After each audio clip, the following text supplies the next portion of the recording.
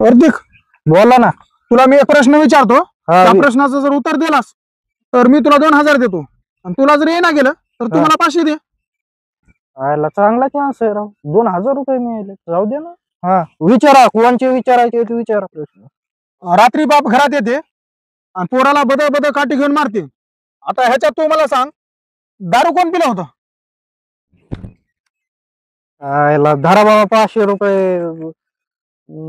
पोरग म्हणलं तर हे म्हणून बाप पेलता, बाप म्हणलं तर हे म्हणून पोरग पेलत.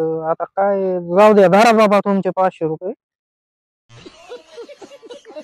आले असतील बघा. आले ना? हा. बापू, मी काय म्हणतो तुला, काय म्हणता बापू?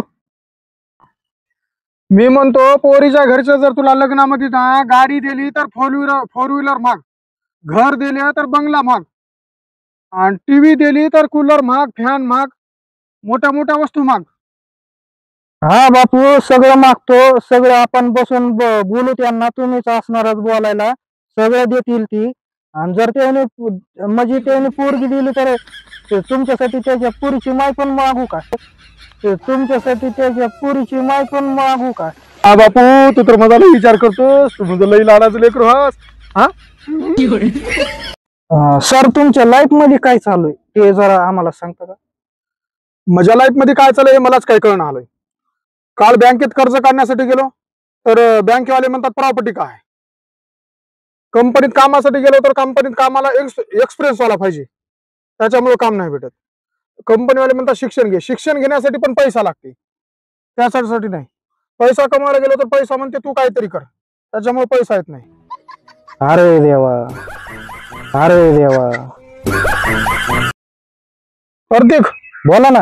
हे जे शेत दिसालं, हे बंगले दिसालेत की नाही, हा, हे जर सगळं माझ्या नावावर झालं ना, या शेतात लय भारी होईल बघ. अहो, हे सगळं शेत म्हणतात का तुम्ही? हा, आयला चांगली मेहनत करताल राव, लय उत्पन्न काढताल तुम्ही, चांगलं कमाई करताल तुम्ही. नाही खरं ना? ना? हा, मग? नाही, थोडं थोडं इकून खातो रोजचा रोज, थोडं इकून खातो रोजचा रोज. मग कोण मेहनत करायला? प्रदीप, बोला ना. तुला एक माहित आहे का प्रश्न, आपण दारू का पिता? का पिता? अरे आपल्याला दारू चावून खाता येत नाही ना, त्याच्यामुळे आपण दारू पिता. दारू चावून खाता येत नाही ना, त्याच्यामुळे आपण दारू पिता. अरे गप बेवड्या, तुझ्या काय डोक्यात काय केस चालू असतंय का? उठ, निघेन ना दलिंदर माणसा. खरं आला रे. तुझ्याकडे धरायचं. केंद्रात आपलं सहर्ष स्वागत करीत आहे. आपल्या गावात आहे आगलावे गावाचे तरुण सरपंच. तर ह्यांनी गावासाठी बराच विकास केलाय असं चर्चेत आहे. तर चला त्यांच्याकडनं आपण विचारून घेऊ. कसे सरपंच, बरे आहेत का? मजेत आहो. गावाचा विकास मी भरपूर केला, पण लोकांचं कसं, किती जर काय केलं तर लोकांचं समाधान होत नाही. आता तरुण पोराला गावात जिम नव्हती, बिचारे उन्हा वाऱ्यात पावसात व्यायाम करायला रस्त्याला जायचं, कोणाला साप चावायचा, काही व्हायचं. त्याचा विचार मनात घेऊन मी स्वतःच्या जागेत मोठी जिम काढली. आता सगळे गावचे पोरं माझ्या जिमला फी भरून क्लास लावतात, तरी लोक म्हणतात काहीच केलं नाही. दुसरा मुद्दा, गावात यायला असा रस्ताच नव्हता, सगळा गुडघ्या इतकं पाणी साचायचं, चिखोल माती व्हायचा. मग सरकारचा पाठपुरवठा करून 200 कोटी आणले रस्ता मंजूर करून.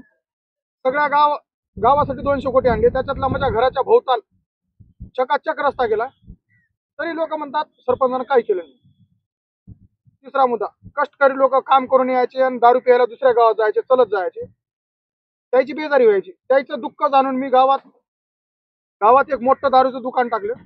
सगळं गावचं लोक मजा येतं दारू पिते, तरी लोक मला म्हणाले सरपंचानं काय केलं. आता काय करायचं? त्याच्यानंतर लोकांना पिण्यासाठी पाणी नव्हतं, कुठलंही नाल्याचं, गटराचं, हिरीचं पाणी पियायचे, बिमार पडायचे, बिमारी पडले की हॉस्पिटलला भरती व्हायचे. ते मला लोकांचं दुःख जाणवलं, म्हणून मी काय केलं, सरकारला पाठपुरावा करून 20 कोटी रुपयाचं पाणी मंजूर करून आणलं. ते माझ्या स्वतःच्या दारात बांधलं पाण्याचा.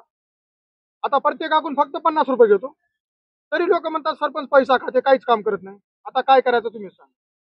हे सरकार असं, जनता असं आहे ना, चांगलं केलं त्याला नाव ठेवते,